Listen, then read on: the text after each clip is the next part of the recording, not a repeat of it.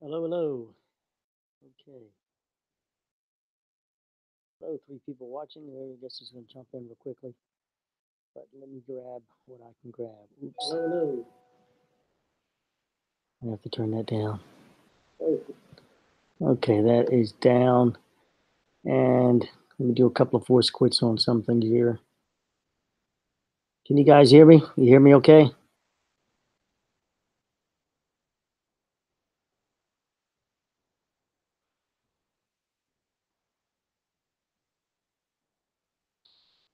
DOS. Hey, DOS. Sound check, DOS. Yep, North says the same thing. All right, so look, there's a. All right, let me jump over to my Twitter here first. Let's go from there. So on Twitter, my man Gregory, he's an engineer, right? He shared this thing, and I've watched this for a few days now. They've been sharing that FDOT is responsible, includes 100% of document review. Well, I've gone over that already, showing their connection, especially the connection where they show they want the bridge wider, right? So that's a simple thing. And there's one more here too. Let's scroll up a little bit. Let's scroll up. Where'd you go? Oh, maybe it's no longer there. let's let's uh let's click this, and then we'll go to two other things here. So documents. Oh, we'll put a code. Okay, right. So I already have this open in another tab. I think it's here. So let's close down that tab and jump over to it.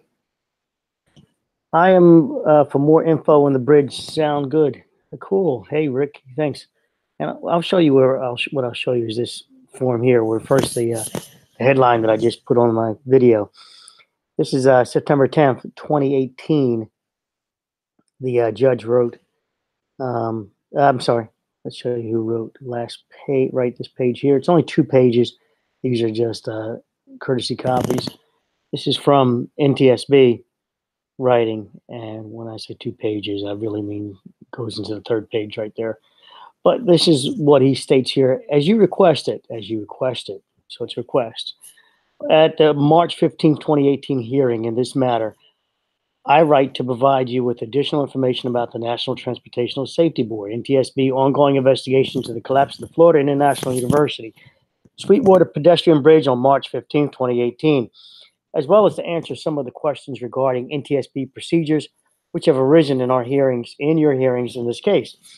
We have been informed that possible mediation efforts are underway to resolve the personal injury and death. We're talking financial, right? Because you're not going to bring the person back to life. Claims arising from the bridge collapse. NTSB supports such efforts. So you see, the NTSB supports mediation. They're actually supporting that. They're not staying neutral on these deaths. Now, NTSB said they're only here to do a safety investigation. That's Grimwall, right? I call him Grimwall, whatever. Only to do a safety investigation. That is the extent of our investigation. All that crap he's saying. Well, there it is on record that they're not just there to do the safety investigation, but they're also now in support of mediation taking place for the deaths. The NTS supports such efforts and will accommodate requests to release investigative information to the extent possible consistent with the needs of our investigation. This is interesting, that little statement there. He's not saying where he's going to release it to release investigative information to the extent possible consistent with the needs of our investigation, meaning their side, one-sided unilaterally, right? Since the beginning of our investigation pursuant to blankety blank, the NTSB has provided all parties to our investigation, prohibited all parties to our investigation from releasing investigative information absent NTSB approval pursuant to this. This is their party agreement, as I showed you guys in previous videos. You can Google that if you must. But the party agreement does not say that they're going to send somebody to break the legs. I keep repeating this because new people might be watching the video. There is no federal crime being committed if you, as per the statute, that does not, this statute we're looking at, I'm assuming it's some type of statute, it has no tie-in to this will be a federal crime if you release the data. It basically says they hold the option in TSB to bounce you out. So this is just, nothing here. It's nothing to intimidate anybody from releasing. You'd only be party to this if you didn't want to release. So you can see that clearly that none of these parties want to release to protect themselves in public because There is nothing to party to protect. So jumping around, if we come here, they said the NTSB, I'm sorry, FDOT is clearly had a hand in this. All of them have a hand in it because none of them are coming forward saying, "Hey, I'm clearly innocent in this matter. Um, I don't need NTSB's protection. I'll release whatever to the public, and you guys slam them." But no, FDOT has nefarious means or doing nefarious things by releasing what they release. Interesting. I hope I can find the article where a newspaper shows that one of the engineers wanted them to put the shear connection up top of here. Nope, wrong thing. Can't get it. I don't know where it is, guy. They wanted them to put a shear. Oh, you know what? We can Google that real quick. Let me do that real quick. FDOT shear required request for FIU bridge. All right, so I don't agree with it. It didn't fail in the avoiding cracks. And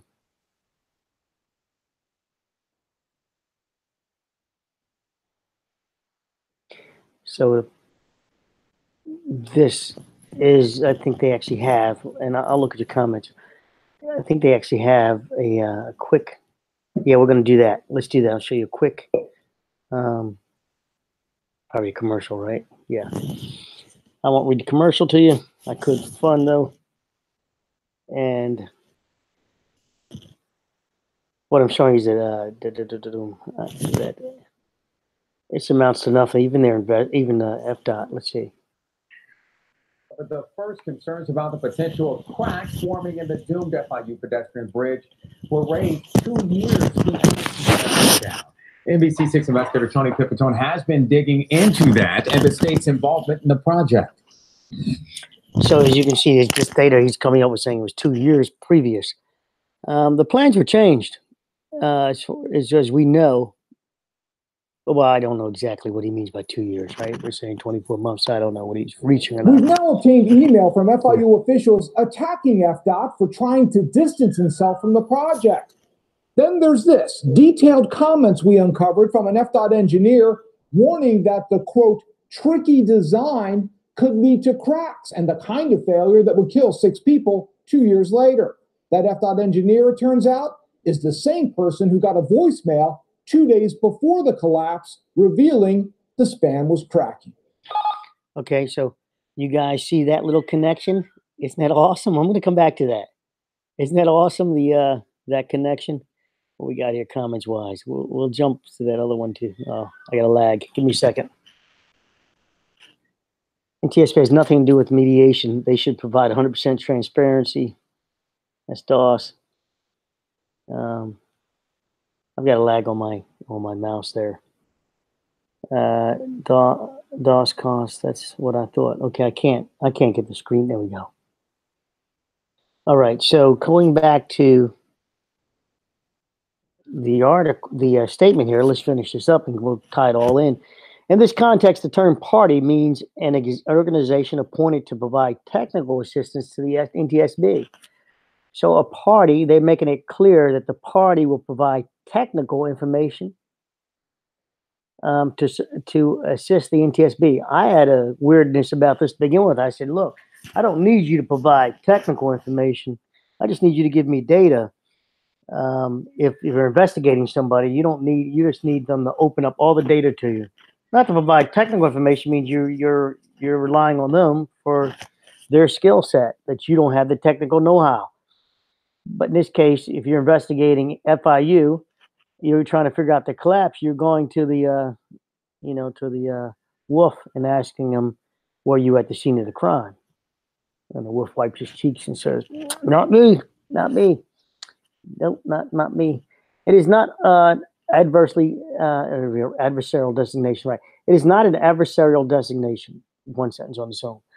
Party participation in our investigation is critical, as the parties possess unique technical information about the specifics of the bridge design, construction, installation process, as well as events which occurred in the days leading up to the accident. All right, they're specifically talking about this bridge. Apologize for my bit of a cold there. I've got to recouping from that some damn worker who gave me a cold. The general restrictions on release of investigative information remains in place as to all investigative information not limited to information developed during the course of the investigation after the accident.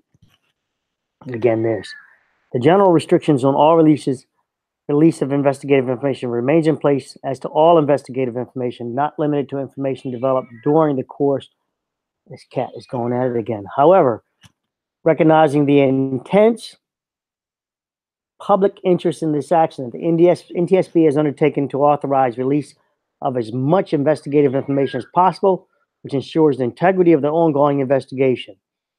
To that end, we have authorized all parties to our investigation to release all responsive materials in the custody or control which exist on or before February 19, 2018.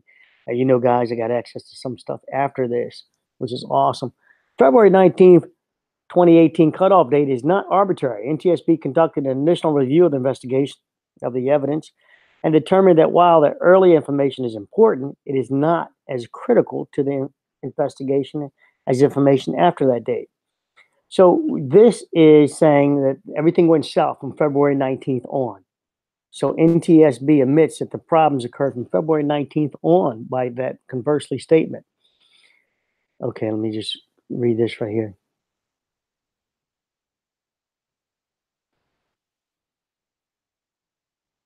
So this includes their interview statements, records documents, flight data, cockpit voice recorder information, surveillance. Awesome. I'm sure airplane cockpit data black box would be really important there. All right. Okay. The NTSB will review it. Skip. You're going to like this part. Okay.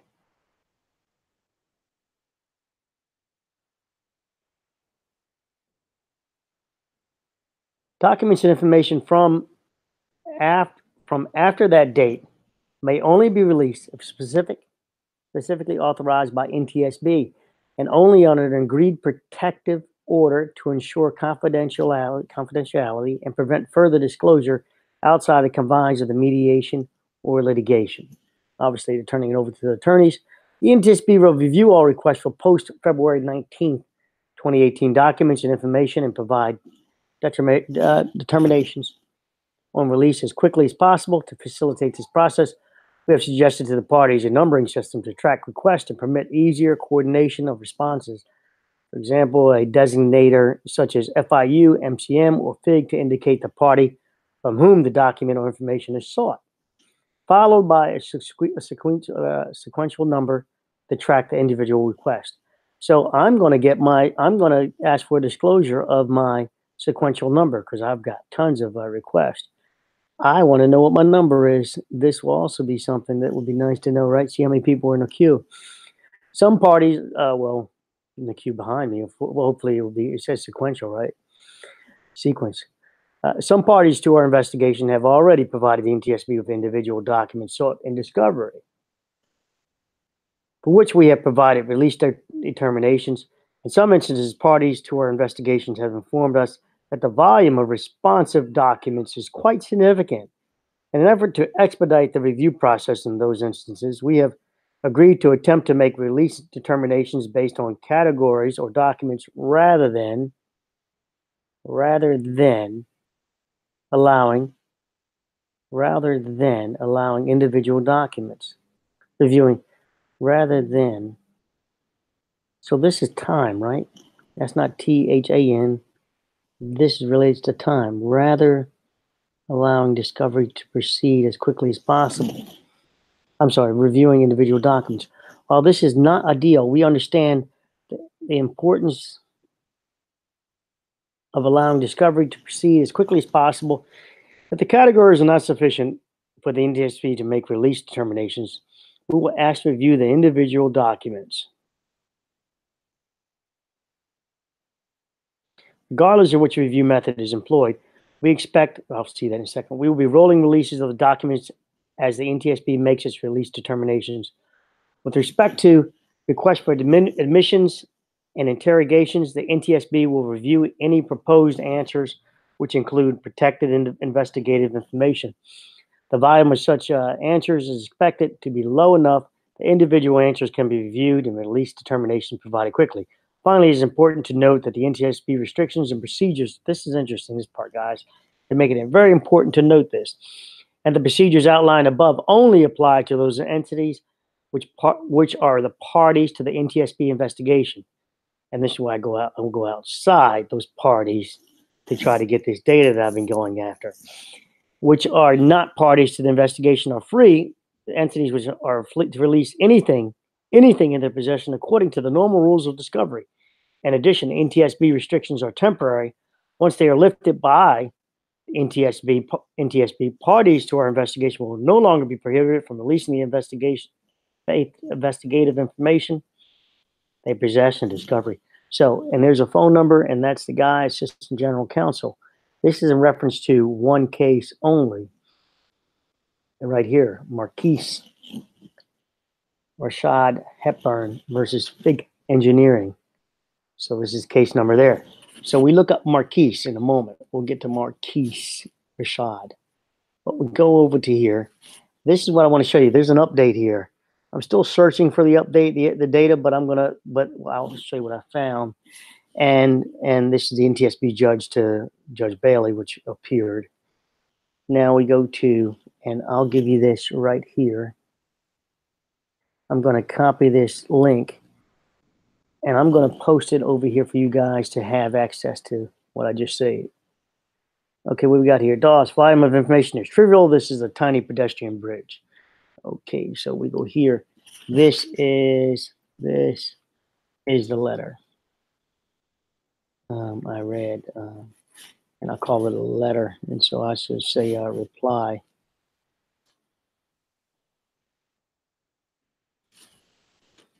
To the courts, to the court from the NTSB.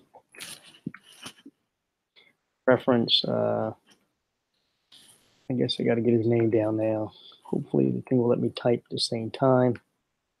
Let's do that. Great. Come on, cool. It's freezing. Okay, come on. Nope, give me a second. It's freezing on this side. I'm moving my mouse and great. Now at least that's selecting. Let's try it one more time this way. Okay, there we go. Marquise Rashad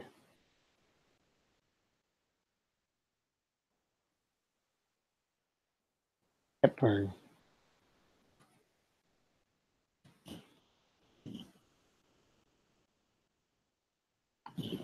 So we pop Marquise Rashad Hepburn, and this will be more than likely the deceased person. And so we go here, boom, boom. FIU survivor sues companies for negligence. All right, so let's just March 19th. Wow, that's the one that jumped right on it. Don't tell me it's that little silly case with a little bit of amount of money.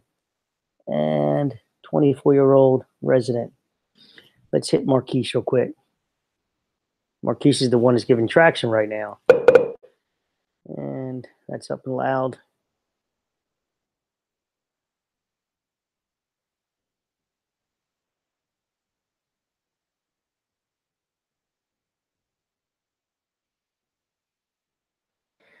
Was seriously injured on his way to work as he rode his bicycle underneath the pedestrian bridge.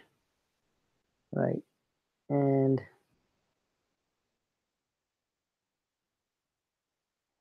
no, the driver of a car trying to avoid falling concrete swerved into Hepburn on the southern end of the span.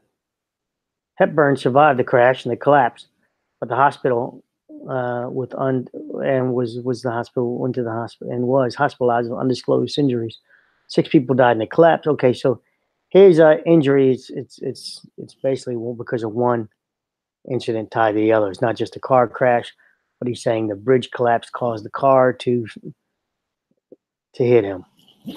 All right, so that's going to be an interesting one. You know, you figure he's reaching beyond, so he's not a direct he wasn't directly hurt by the bridge. Directly, like a piece of concrete hit him.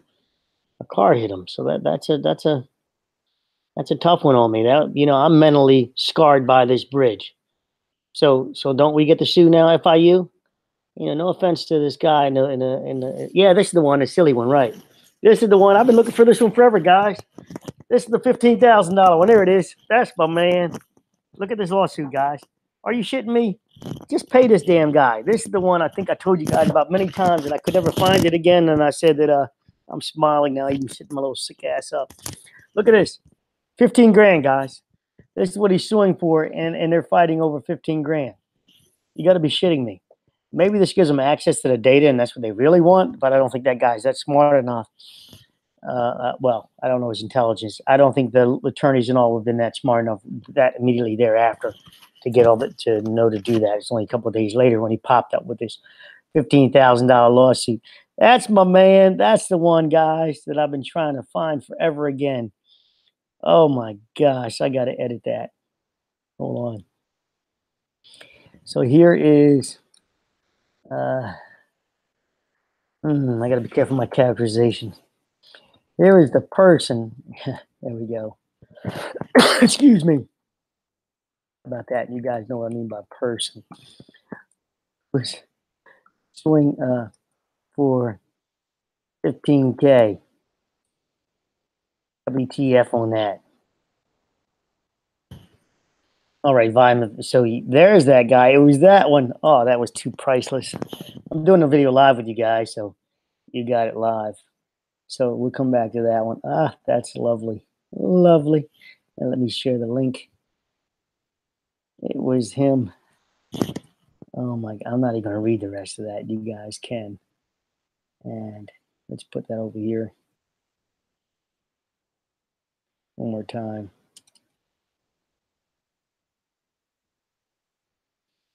Okay, so now you guys see that. Come to think of it, I stumbled and fell when I heard the noise of the collapse. Right, Ricky? Yeah. Yeah, Ricky. So, yeah, I agree with you. So 15 grand. I mean, really? What those lawyers, I thought they were that crazy. 1/3, you're going to get 1/3 of this. You get 5 grand to spend all that time in court, or you're just trying to make your name into this bridge somehow. This is just too amazing for me. All right, so that's the link. So, yeah, I'm traumatized from this. I think I should hire that same lawyer to get me some funds. All right, so let's go back to this now. We're going to jump back into this thing 2 years prior, and hopefully it won't make you start over. Hey, Tom, this is Denny Pay with Big Bridge Engineers. The Tom who got this voicemail, Obviously, the cracking is not good. is FDOT bridge engineer Thomas Andres. And the All right, so Thomas Andres. So this one, let's go full screen. Let me go full screen for a minute, guys, and cough. I have this stuff somewhere in there. Just can't find it. 325. So March 25, 2016, we'll call it. All right, so it's March 25th, 2016. Thomas Andres. Let me write this down. I'm doing this live with you guys, and and I just find this format a lot easier for me to do it later. All right, on 3/25/16, he's an FDOT engineer. So he's not an assistant. He's not the assistant. He's actually the engineer. But let's go on from there. And category structures, sheets B4 and through B7. Okay, so this is on the drawings, and those are the sheets as they were represented to him. Not as we see it, because we got updated drawings, I believe. So to find this might be public record still. So let me write my notes to that to ask for this release, because you guys hear my brain thinking, hey, they're not holding the previous plans locked down, are they?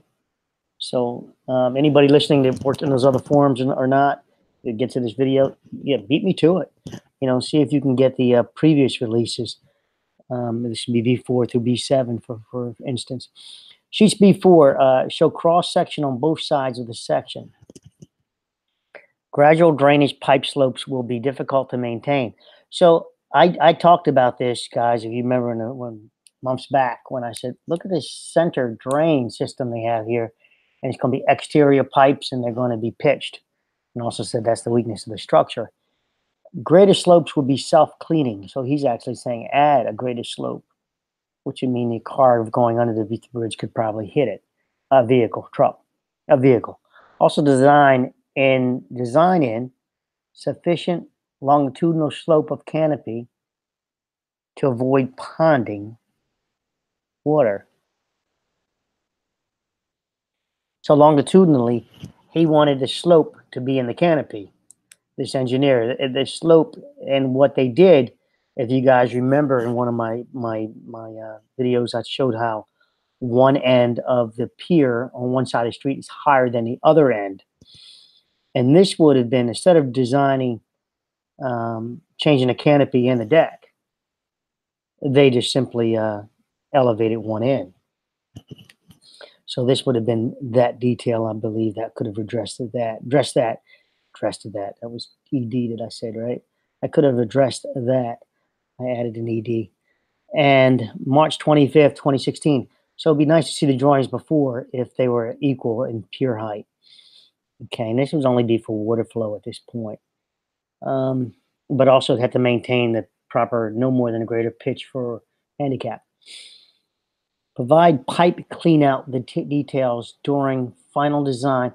This is just ridiculous. You go right through the openings. So this is just ridiculous. Consider the following cross-section shape related issues. Add a large 2-foot 0-inch chamfer at canopy web interfaces and at walkway web interfaces to reduce the likelihood of cracking at the 90-degree corners. Now, you guys remember I did a video and I showed about the chamfers, how that United Emirates study, and I showed that 30-foot model, and everybody thinks it's this bridge. And I'm like, no, it's a 30-foot mock-up of a concrete truss system, and they added the chamfers and to do it. And the chamfers, 2-foot chamfer, they did not add a 2-foot chamfer. They added about an 8-inch chamfer. If that would have held this together, then I'd be surprised. But that's an interesting detail to add for cracks. But they didn't show the Emirates study didn't show it after the fact. They just said what they did, but they didn't show the retesting. Just so you guys for clarity, they didn't show the retesting of their final design. I was not able to find that. The view sections for buckling of the unbraced compression flange canopy. The view section for buckling of the unbraced compression flange canopy. So each end, number 1 and number 12, are the unbraced compression members. And you're supposed to check it for buckling, the loads, right? View the shape of the canopy at the outer fibers. High compression will occur at the top of the 2 corners.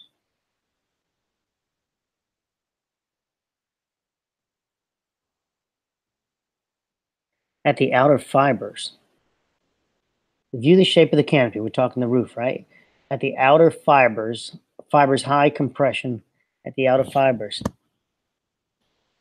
It appears this is fibers. Well, there was nothing identified as fibers, so I'll be extrapolating at this point. Will occur at the top 2 corners. The top 2 corners. Well, there's 4 corners on the canopy. If you're looking at the cross section, would you consider each one as a corners? You'd consider each one a lot high and low if I was looking at just a cross section. So top 2 corners, I would refer to the outer corners of the structure. And since they're going to be butted, I wouldn't consider that. Moving on, fibers. Number here, the inset pipe on the bottom center of the walkway will likely create a weak point, which will be a crack initiation point due to transverse Post-tensioning stresses. Ha, ha, ha. Awesome. I said this in, I don't know, my 5th video out. This was all, I said this is where, since he said it, now I'll make it even more clear again. This is where I said that I don't want to talk like this because I don't want to teach anybody anything wrong. This is where if you were to put explosive down the center of this bridge, it would just fold over, is what I was driving at there. This is also an issue at the location where the live end of the post-tension bar. This is also an issue at the location where the live end of the post-tension bar is at the bottom of the truss. I'm just evaluating it, turning my head away, guys. Sorry, I'm not reading the rest. I'm getting my location going. If a recess anchor is used, which they did, CB17 detail A. Also, all diagonal type B member anchors applied appear to conflict with the drainage pipe. Yeah, the going through conflict with the drainage pipe.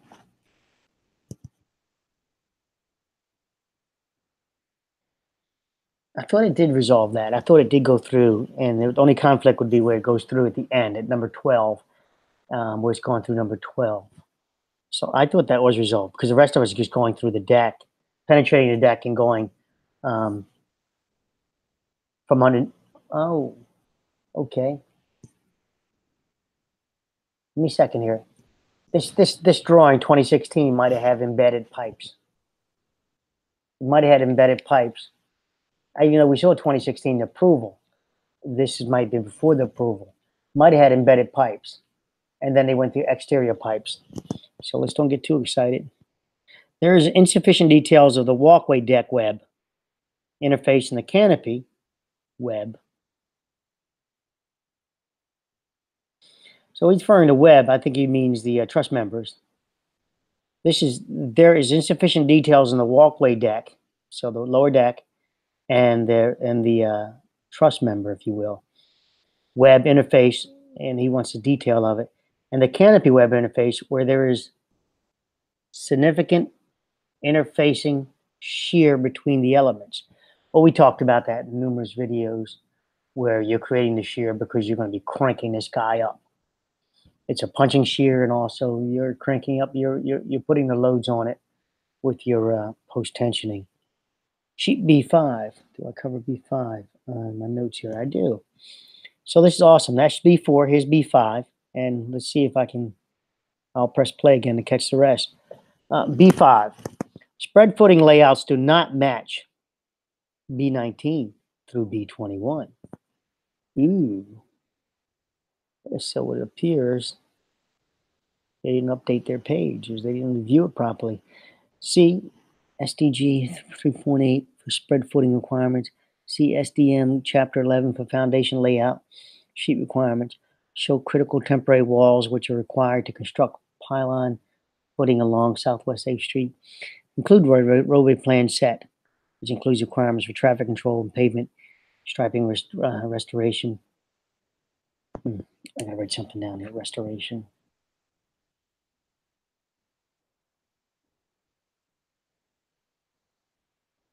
Okay, I just got another idea. To facilitate the pylon footing construction of the existing roadway. Sheets B6 through B7. Very type of footing, a minimum of 3.0 feet. 3 feet 0 inches below finished ground per SDG. Well, that's just common sense. 325. Created on March 25th, 2016.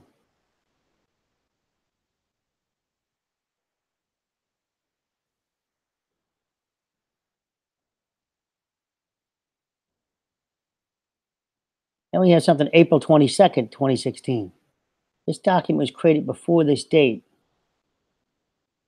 How does that work? I mean, I could make it work if you would tell me that this was part of a schedule and they're going to say on April 22nd, 2016, the following will take place. It is our understanding that these comments were provided for information, or is this a reply? Let's see, is this a reply to this on March 20? Is this a tie-in?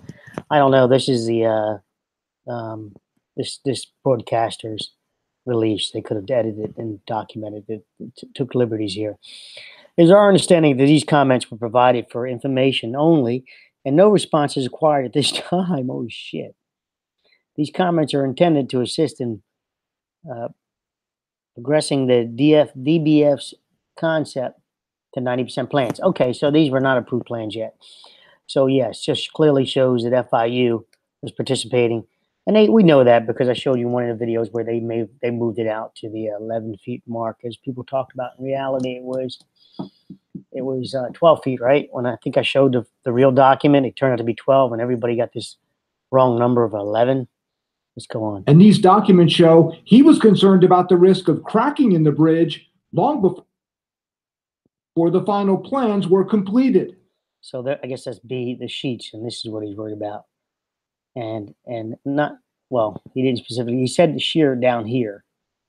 He did not say shear at this location. He said at the lower embedded anchor. Warning FIU. Which would have been here and here. The corners I think he's referring to could only, well, not could only, are out here. The chamfers he was referring to would be in here. So where these go up, 2-foot chamfers would be my estimate, because he didn't show a detail, would have probably meant that he meant where's 8 inches here now, he would want that to be 2 foot in height to act as a supporting block, if you will.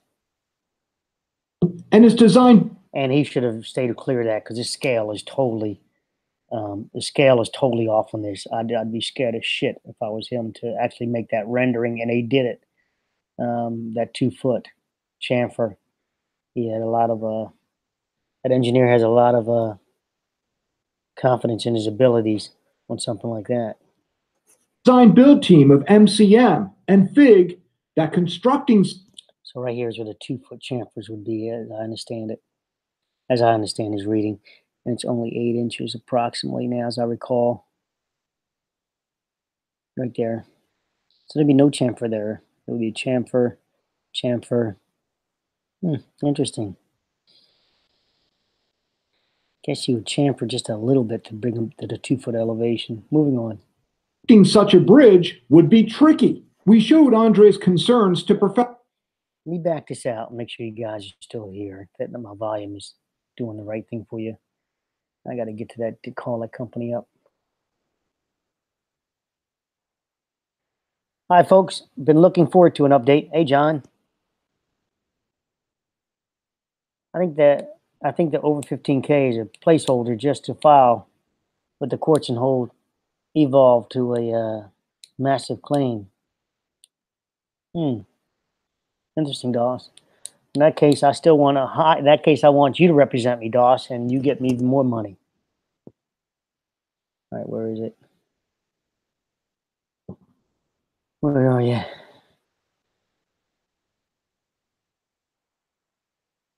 We'll get to that. All right, over here. Here we go. We'll finish playing now. Professional engineer Al Brizuela. He sees the potential for failure. He's thinking that this is going to be problematic. Especially. Right. I agree. That's what I just said, wasn't it? That I didn't see this video yet, guys. This one is a different video than I saw earlier. I saw like a 1-minute video. This has got a lot more detail in it. But so I don't have a heads up on what he's going to say. Now but you can see that he said that, yeah, he says it's problematic. And to me, I'm like, oh no, I'd be scared as shit if I were him. He must have spent a lot of time on this to be able to say, I love this design, save a 2-foot chamfer. And he only said it's a chamfer. He didn't describe how the chamfer was supposed to be structurally integrated. All right, thank you. Integrated. Yeah. Okay, moving on. How are we supposed to be locked in to the, what do you call the web? And I think he's referring to, the web design is down the middle here. So he's using 2 terms, web and also the diagonals. And this would be the end units where he was referring to under compression for buckling. Especially this. The work Yeah, I did not see this video. Isn't this cool? They did a good job of editing. done as the bridge was built on the roadside. The tensioning of steel rods and cables that prepared it for this. The move to its resting place over 8th Street. He was very concerned with that whole process. Telling the team hired by FIU to design and build the bridge that maintaining stress limits to Oh, awesome. So this Thomas Andres. Maintaining stress limits. Here we go. avoid cracking will be extremely tricky, and predicting where the post-tension stressing actually goes will be tricky. Guys, and you guys know I talked about that, what I call it chaos mathematics. And I love his word tricky. I just say chaos mathematics. His best term was tricky. Maybe he needs to learn my chaos mathematics. Tricky. Yeah, you know, this is a way to saying that how the hell can you do it? You know, this is something else. You'd have to, I mean, I don't know why you would do it, but you'd have to keep a load, gauges on every single one of those guys while you added load, and you want to see what the one affected the other one, left to right, right to left.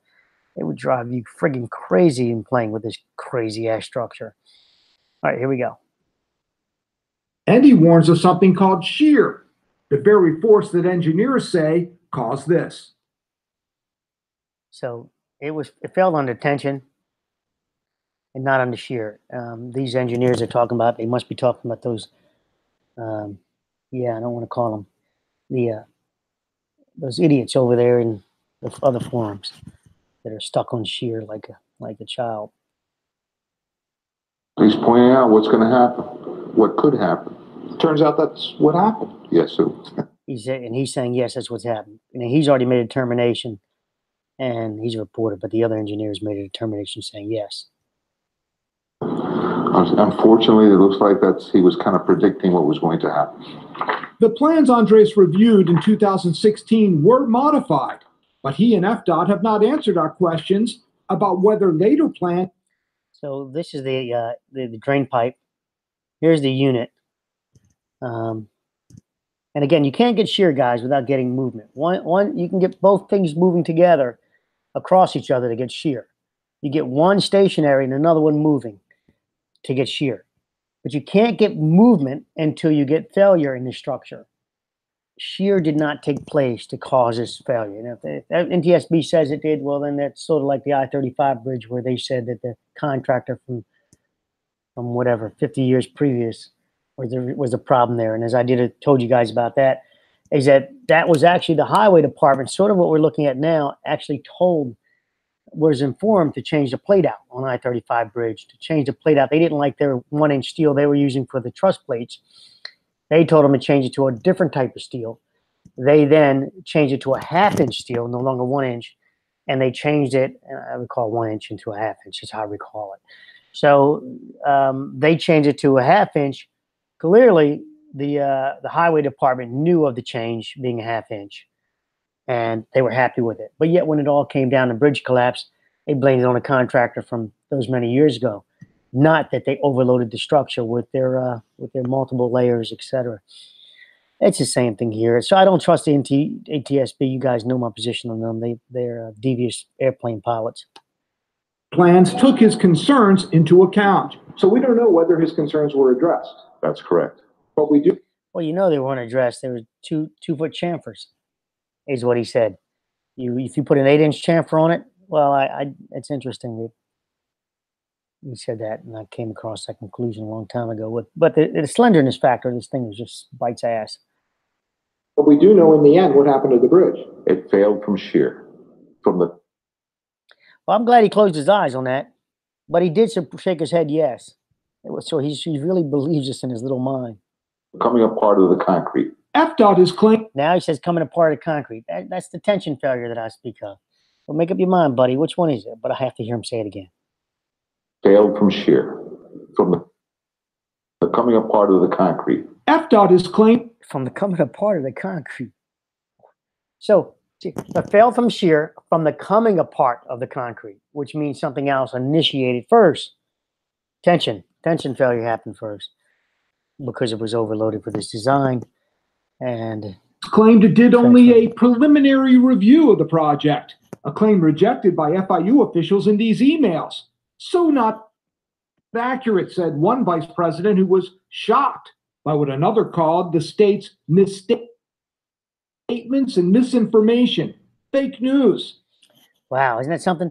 Senior Vice President for Financial CFO Florida. So let's come back to that, because this will tie in with this right here.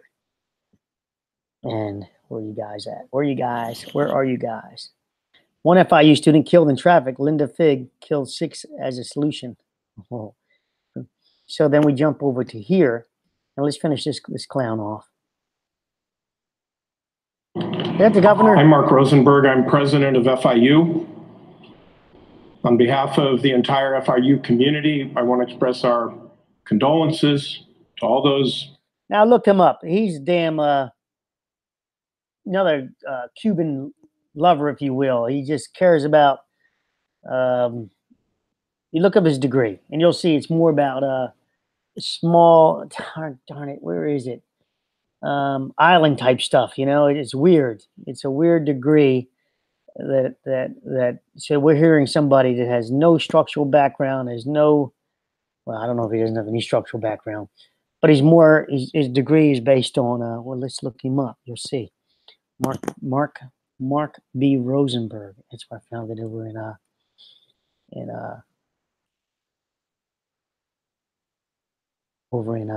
Wiki. So Wiki.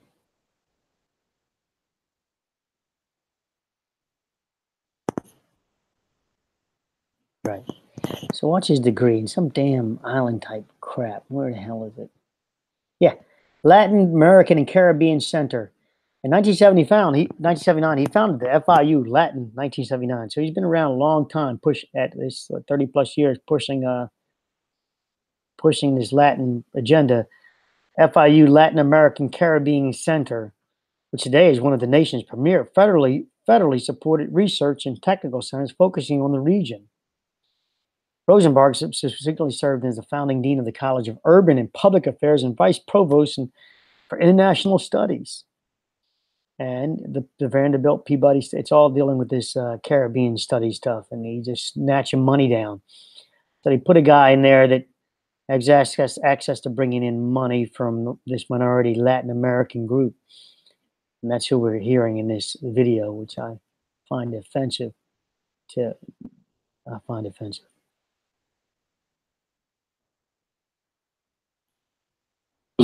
Family members, sons and daughters, loved ones involved.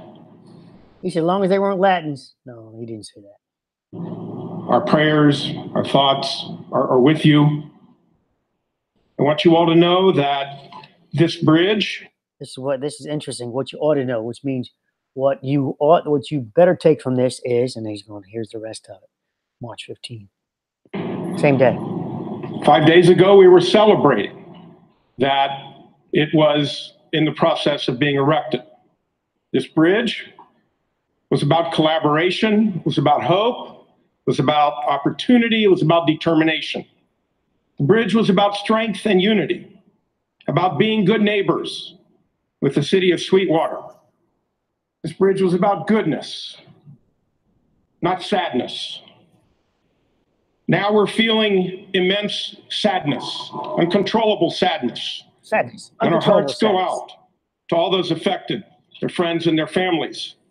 It's funny, this is what a narcissist sounds like. He doesn't know how to have empathy. He's just stating it. And whereas you and I watched it, we're like, what the hell? We want to know what's going on here. He doesn't scream about wanting to know what's going on. We need to get to the bottom of this.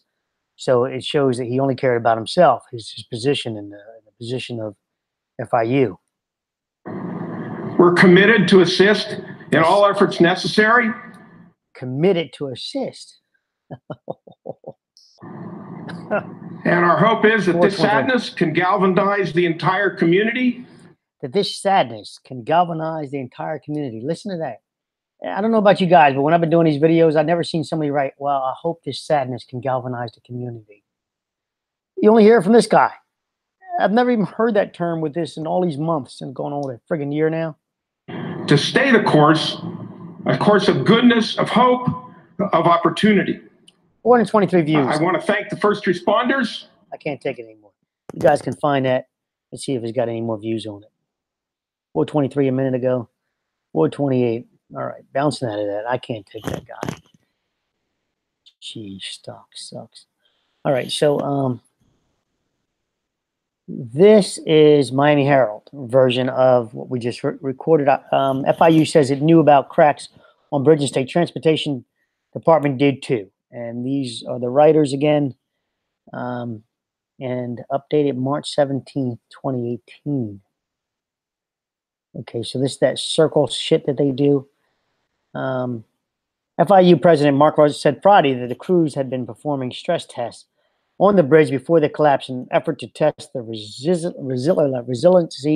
of the concrete. So do you remember, guys, that's what originally they were saying they were doing stress tests? And yet he clearly had knowledge of it. So you showed the cover up right there. That was just bullshit.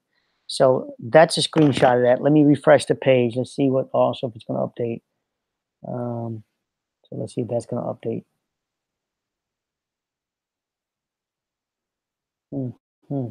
Nothing happened. Okay, here we go. Okay, no update, apparently. So, no reported update. So there we go. Well, I'll give you that nasty link and delete this.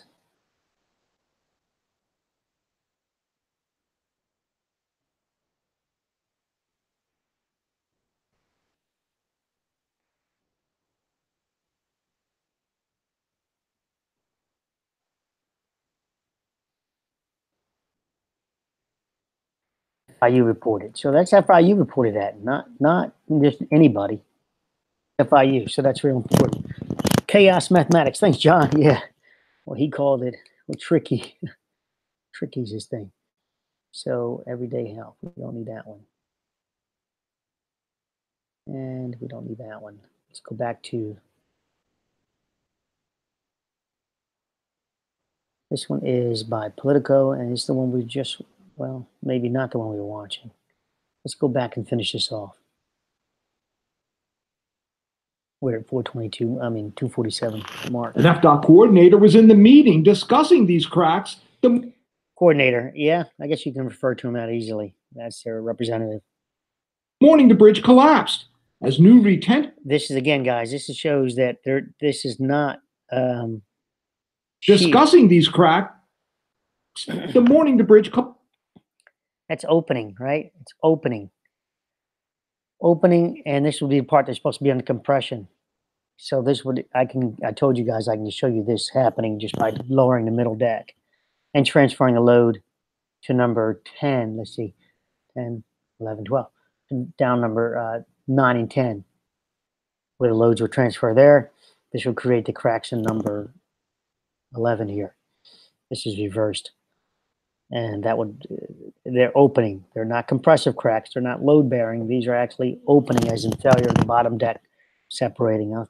Bridge collapsed as new retentioning was being done right.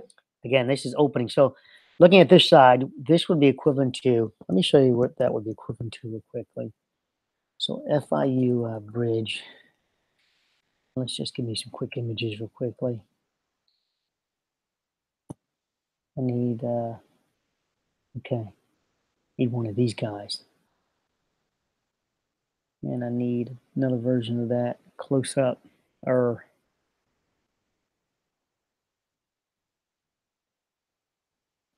so there are the cracks.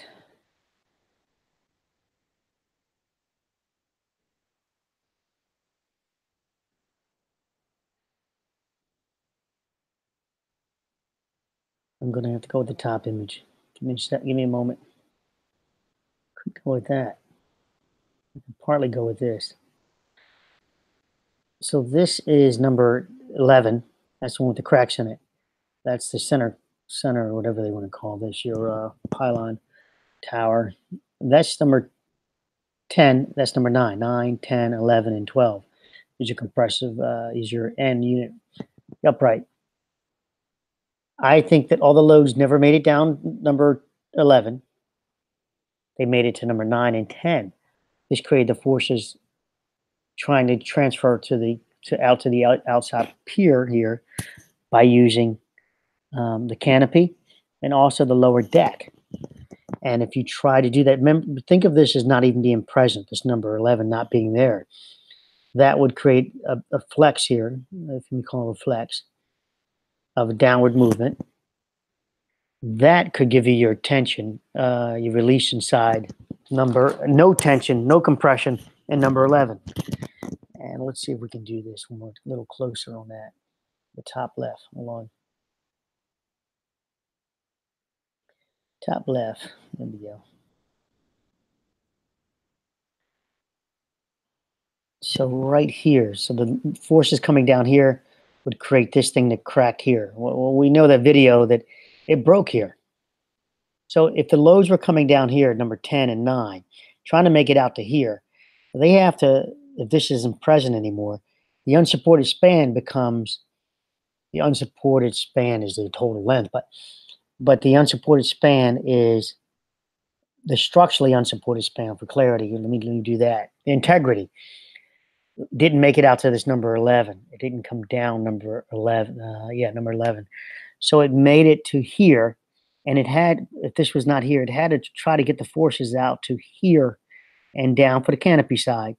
And on the bottom side, it had to transfer from here over to the end here on down this pylon. So if you don't have this present, if you remove number 11 altogether, you can see where this would crack here and here, which it literally did. We literally see the bridge, the piece tilting up, cracked here and here. I mean, my way explains it, nails it every time. I've, discussed this with many other engineers, and nobody can fight me on that. Short of these clowns, they seem to find. No one can tell me this was under compression. Was showing me that you're putting a ruler through it. You're just contrary to what your statement is. You just told me it's under compression, and yet you show a crack, a separation where you're able to put a ruler into it. So you're telling me this failed under. Now the crack can happen that way if it's under buckling. Then it can open up. And now what could cause that, if you guys remember in one of my other videos, my other channel, I showed that once you start compressing this, you can have the conflict of the rebar, which could clearly crack this and blow it out. And that's my other video. Let's go ahead and go back to this. Right above the cracks. And you see. So here's the rebar that I believe is, and if you look at it, going straight up. And if you start tensioning that, compressing that with post-tensioning, the rebar itself can buckle and causes a crack like that, which is an outward force, and it's non-compressive. It's still not load-bearing because you can see these guys line up perfectly. If this was taking half of the load of the bridge, if you will, half the load, then this would have, at this point, this is no longer able to take half the load of the bridge because it's destroyed, right? This would be compressed. See that crack there? That's an opening. If this was taking load of, 300 tons, you don't get to have this opening here. This would be compressive. It would be crumbling at capacity. This, on the other hand, this is the bottom deck. If you have number 10 over here to your left and number 9, and it was falling downward, you would get this opening. As you guys remember, I evaluated this one when it was a small crack. When I only had a little bit of data to work on, not this one, I evaluated this and said this is an indicator of the deck falling downward, being tensioned, under tension. I think I called it like tension failure, that this is a tension failure on the deck. And you see these cracks. What is that bridge telling you? The bridge is failing. Once you see cracks in concrete. So he's shaking his head no. Let me think about it. Once you see cracks in concrete, I can't say once you see cracks in concrete, start shaking my head no. Unless I'm emotionally tied to it, which I am in this structure, right? We all are. But I don't shake my head no, even I'm saying this out to you guys. I'm trying to repeat his words. So I don't believe he believes what his own dribble is. Above the crack. I'm sorry, let me, for clarity, guys, it's rare that people will actually signal opposite, like he's doing, if you will. Where you're trying to say that I didn't have sex with that girl and you're shaking your head yes. That's a rarity. Some people have that problem. And it's nice to find them, unless they're deceiving you by purposely doing that.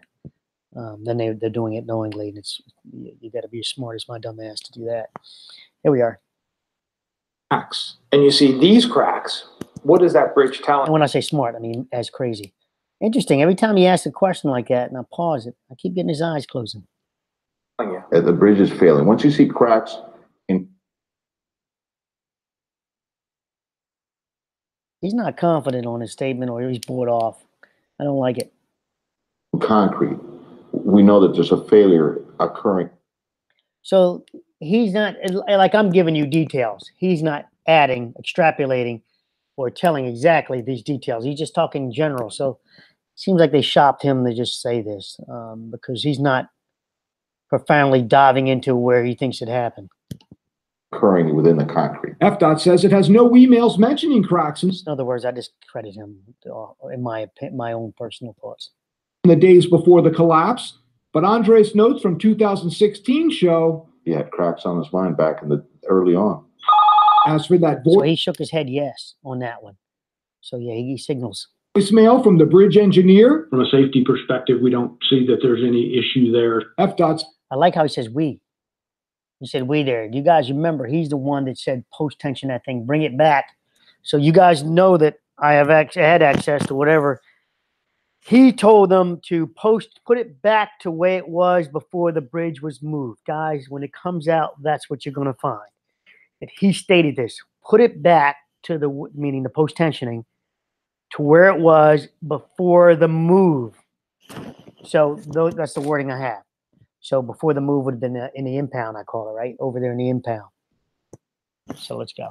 FDOT says Andres did not listen to it until the day after the failure. But what if he had? Do you know who that call was made to? No, It was made to the same engineer who 2 years before made these notations. no, I didn't know that. So he shakes his head no, and then he nods his head yes. I'm just evaluating this guy. Wow, that's that. So he says he didn't know that. Really? So we know this guy's useless because you haven't been. He has no interest in this. He's not following this because everybody knows that. So obviously, this guy, he just discredited himself. That's significant. Because he was concerned about cracking 2 years before. Right. What would he have done, do you think, had he heard that? I think he would have stopped traffic. That's the only thing you can do at that point. You want to protect the public. I reached out directly to that FDOT engineer in Tallahassee, asking about his concerns with the design, whether they were ever satisfied, and what would he have done had he heard the voicemail. No response from him. And I began asking FDOT more than 2 weeks ago for information about that engineer and his concerns, and how his detailed involvement in the plan review fit into FDOT's claims that it had only a limited preliminary role in the design of the Excuse me. Yeah, and you guys remember that they said they were passed through, and I even said that in the video, but that's what the contract said they were going to do. But in reality, no, they had their hands all into that, including making the structure wider. failed structure. No answers from FDOT either, but we'll stay on it. All right, let me add that link unless I did already. Just click it real quick.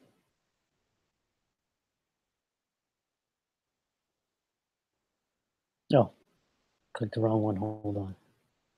It's the one below it, right? Nope. Let me give you that link of this. And we'll wrap this up a little bit because people tell me they won't watch the video when they're too long. So let's keep it to this riot, if you will.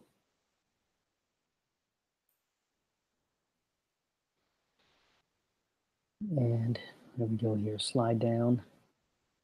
Get rid of that. I gave you the link to that one. Now this has been updated today. This this right here. And what did I want to show you from that?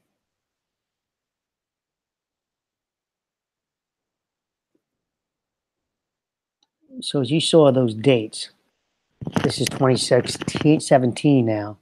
What did I want to show you from here? Give me a second.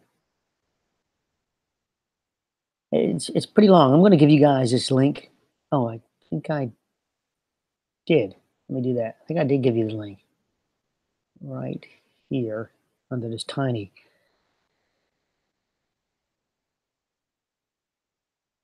Even though I called it something else. Yeah. So that's a download, guys. Not to ambush you on that one because it looks like I misstated. Great. I lost you.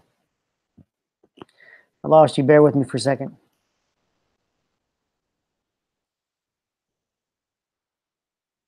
Oops.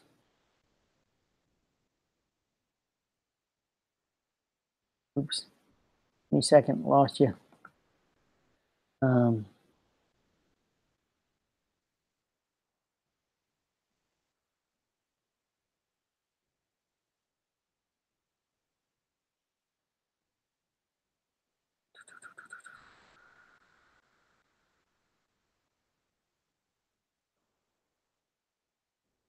There we go. All right, so we're round circle. We're back. All right, now,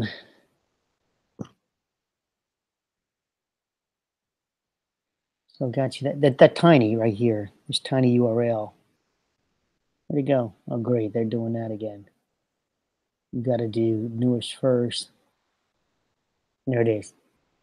So that's not the reply to the court. But it might be inside there, so I've got to edit this and tell you. This is a download link. And please open up each, what you're going to appear to be one-page document. It is actually deeper than that. Deeper than that. So as you open up those documents, it's actually deeper. As you hit this, as you can see, it looks like one page. It says PDF. But you click on that one page and you'll get multiple pages. So that one link alone is going to give you all of this. And you guys can go down that rabbit hole if you like. So see, it looks like one page, but in reality, you double tap it and you get this. You get the 12/6/2017, and you can, you can jump on all this stuff. A little bit of your rabbit hole, but at least you have access to real data now. I don't know where the update is. She hit it when they shared it to me, just update. So it's up to me to find it. Now, when you guys are doing this, you try to find the prize. The prize is sometimes things past 19th February 2018, and it'll be down here, whereas they date it, like this is September 13th, and this might be a reply from something after 19th February. Professional engineer, this will be Lewis Herberger certifies that an independent peer review of the above referenced submittal has been conducted in accordance with chapter. This is beautiful. Look at that. This is Lewis Berger preparing manual and all the governing regulations, component plans that were included. This is priceless right there, right? You know how lucky is that, guys? That's beautiful. So Lewis Berger, September 13th, 2016. This will be after that engineer from FDOT made his statement. Lewis Berger. Dear Mr. Blah, blah, blah, who's this from? Attention. And who's assigned name of independent reviewer? Name of the independent reviewer firm, Lewis Berger. Name of the independent reviewer, this person here. But what a professional engineer. Is this the one that works for the state?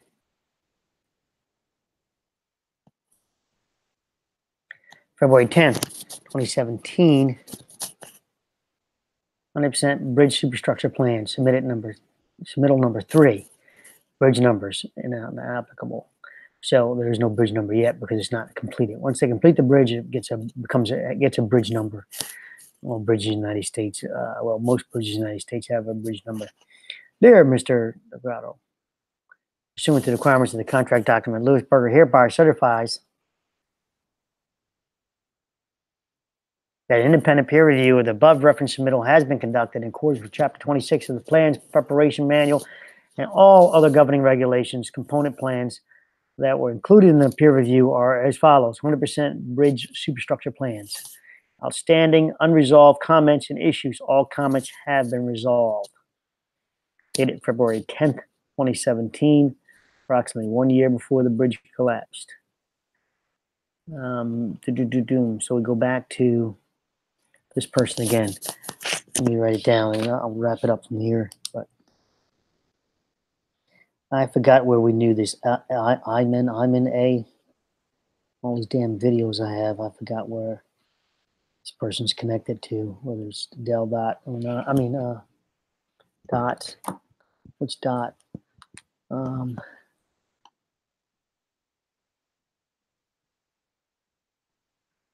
So we'll do that real quickly. And I'll look them up. It's I'm on. So I'm on. Oops.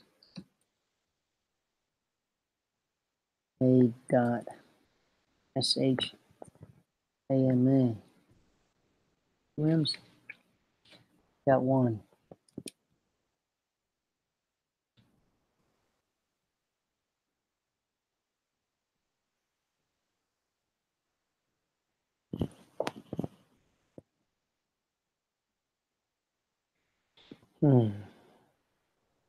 Oh, yeah, we talked about this guy. He's the earthquake engineer. Yeah, we went down this road already. Remember? This person was right. We did this, and we back it up, and somebody found out he was really a darn computer engineer at one point, or something like that. And then he crossed over to earthquake engineering, and now they're signing off saying that they checked it.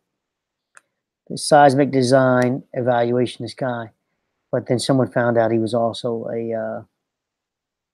someone, I don't know, it was DOS, who found out that he also had a degree. Their background is something to do with computers, and something similar to that.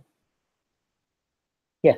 So here's a seismic guy signing off on structural engineering of a bridge, a sizing professional, if you will. All right. So there you go. This person reviewed Louis Berger's plans and said that they were done and put their stamp on it. And a seismic guy, where there are no earthquakes there, but they do have some damn landslide stuff, right? Anyway, that's something else. All right, so I wanted to share that with you. You do have access to this now under that link I gave you.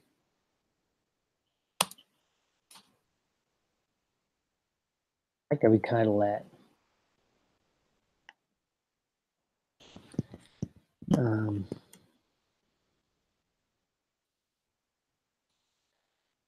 Review of plans. Yep, they let me do that. Good.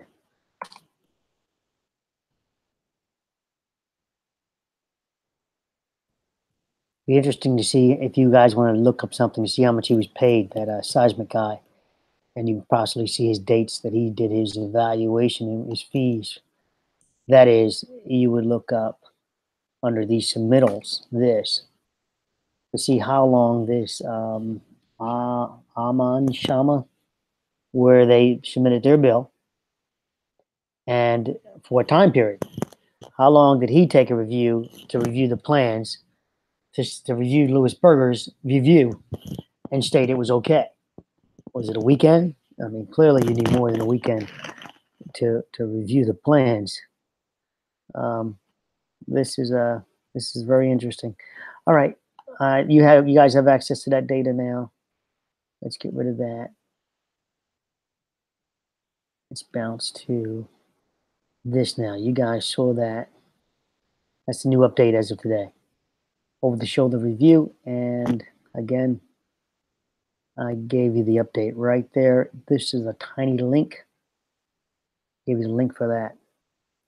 And these guys, this one was updated on the 15th. I don't know if I did a video on that or not. The time-lapse video, they want to charge me $12 for, but someone said they opened it up already. You guys, one of you guys said you opened it and it did not show the actual bridge. They still blocked out the bridge collapse. You guys can verify that from if anybody else who's here who did that. All right, anything else? We're gonna give you guys that 20-second delay and say adios. See over the shoulder review.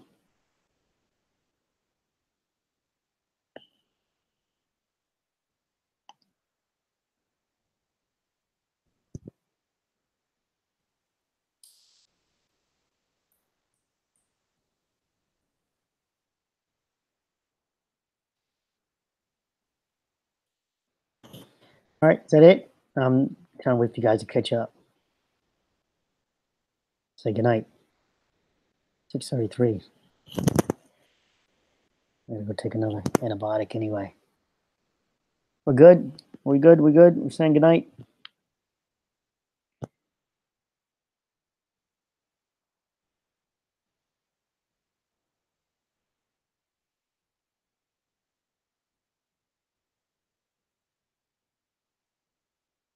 Now screen stuff, great.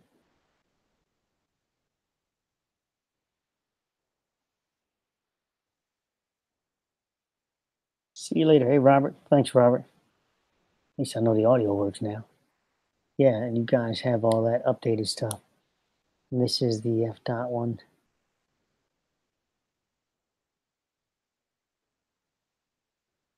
It's not an FDOT project. I'll give you this too.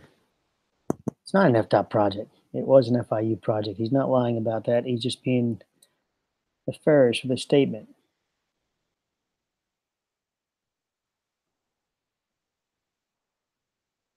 And I showed that they never claimed it was, even in their documents at FDOT way before. And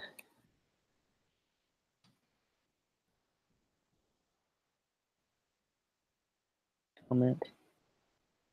It's the one I want to highlight then. Pin this one. So hopefully now when it's pinned, it should show up, I hope. Yep. And somehow terminate. Take care all.